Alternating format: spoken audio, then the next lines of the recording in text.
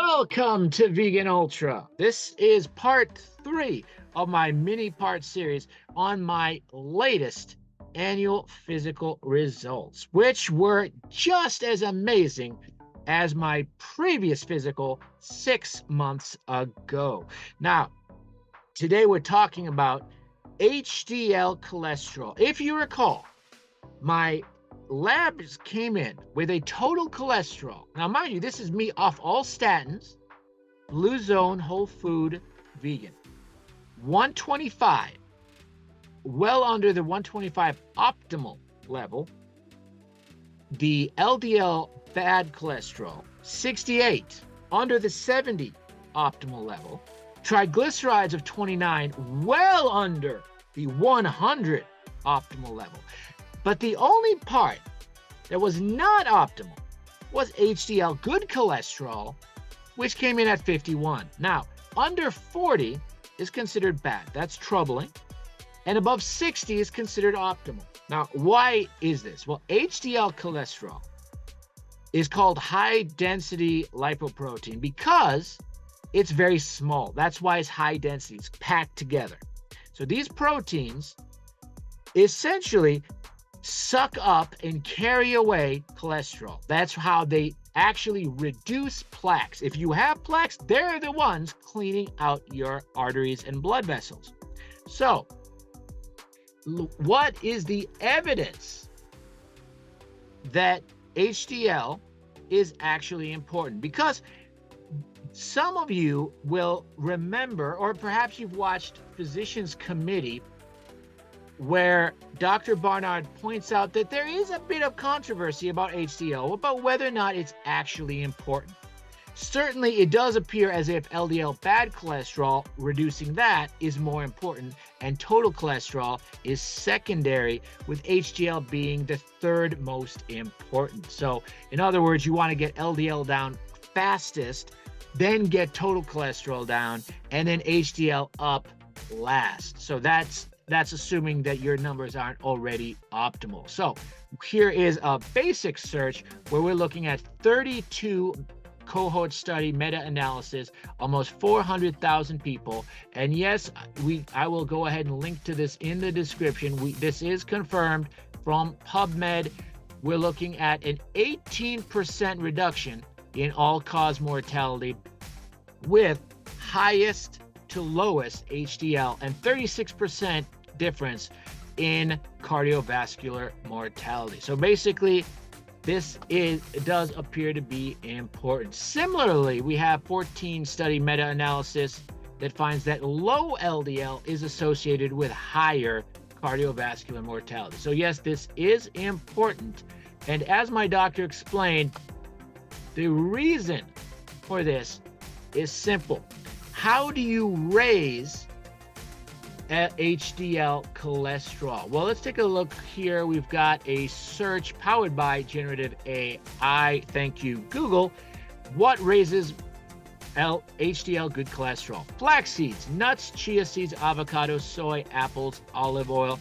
What do these all have in common? Well, the plant oils such as olive oil and avocado oil, these are what are called monounsaturated fats. And as you can see here, this is a study from Harvard. The more monounsaturated fats you have, the lower your all-cause mortality. This is one of the reasons the Mediterranean diet is so healthy, lots of olive oil. But guess what's even better than monounsaturated? Polyunsaturated. This is what you find in seeds and nuts, chia seeds, flax seeds, of course, things like pistachios and walnuts and all these kind of nuts. And this is a bit of the controversy from a vegan, but in the vegan community, for example, fatty fish. This is because of the omega-3s the fatty fish have. However, the fish don't actually make these omega-3s. They get it from eating algae. So by eating algae supplements, you can get all the benefits of omega-3 without the nasty side effects. I'm not just talking about the ecological damage or the ethical implications of how we treat fish, killing nearly 2 trillion of them, or nearly 3 trillion per year. I'm talking about just things like mercury and arsenic and cadmium and all the plastic pollution that ends up bioaccumulating. So my favorite supplement is this Naturalis vegan omega-3 supplement. Now, if you recall, and I will put this in the description, in the science-based magic of omega-3, we talked about the importance of DHA and EPA. ALA is a type of omega-3 that is packed and pleasantly found pretty much in all of these seeds and nuts. Lots of ALA. Now, our bodies can take ALA and convert it to DHA and EPA. Now, DHA is very important because our brains are 80% DHA.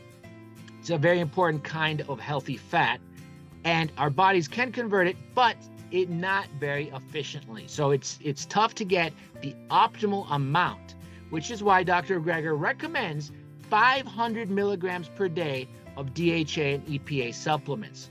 Now, the reason for this is, as we talked about in that science-based magic of omega-3 video, there's meta-analysis showing a 60% reduction in Alzheimer's risk from 500 milligrams per day. Now, how much that is essentially one serving, which is 2 of these capsules. So if you buy it here in bulk, it's 60 cents per day to get that benefit. And this also likely will increase HDL levels. Now, how much, if you want to get the optimal level? So Dr. Greger recommending this essentially for 60 cents a day, just 1 serving per day. Well, the FDA and the European Food Safety Administration has done some studies, and they recommend up to 5,000 milligrams of DHA and EPA, which would be 10 servings a day. Well, that would cost $6. So $300 a month if you want to take the most. Now, what I'm planning to do with a recommendation of my medical team is I was taking 1 of these per day initially, and after my omega-3 blood test, which I will be retaking in 6 months per the recommendation of my team, I was taking 2 of these because I wanted to get those omega-3 levels. They were already healthy, but I wanted to get them optimal. So now I'm going to be taking 3 of these, which costs $1.80 per day. It's something I can easily afford, and it's essentially just as cheap as eating extra walnuts or extra pistachios, which I'm doing anyway for the benefits of those polyunsaturated fats. Remember, there's a significantly longer lifespan, statistically speaking, from eating daily nuts.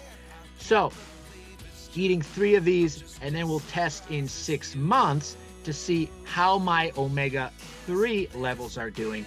If those are optimal, then a year from now, when I do my annual physical again, we'll see what happened with my HDL cholesterol. Now, I'm not saying that just pack down these supplements. Oh, if you take 10 of these servings a day, 20 of these pills, your HDL will be 70.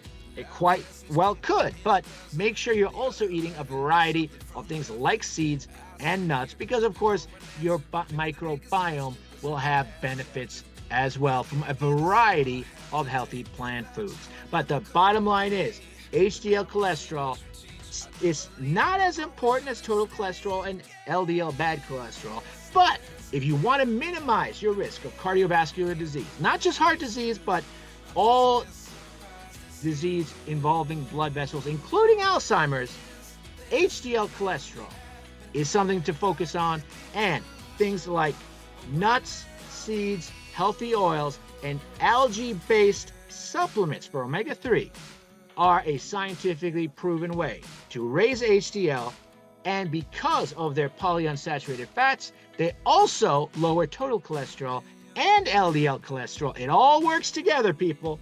If you understand this, you can see the matrix, and you can take charge of your health your well-being and become the ultra version of yourself. So thank you so much for watching. Please subscribe to this channel, like this video to help other people find it on YouTube, and consider trying a Blue Zone vegan lifestyle. This is truly science-based magic and nutrition-fueled sorcery that has helped me to lose over 100 pounds in 7 months while becoming the healthiest version of myself ever in my entire life. And as my doctor says, this can help anyone become the ultra version of yourself if you just give it a chance and are powered by plants.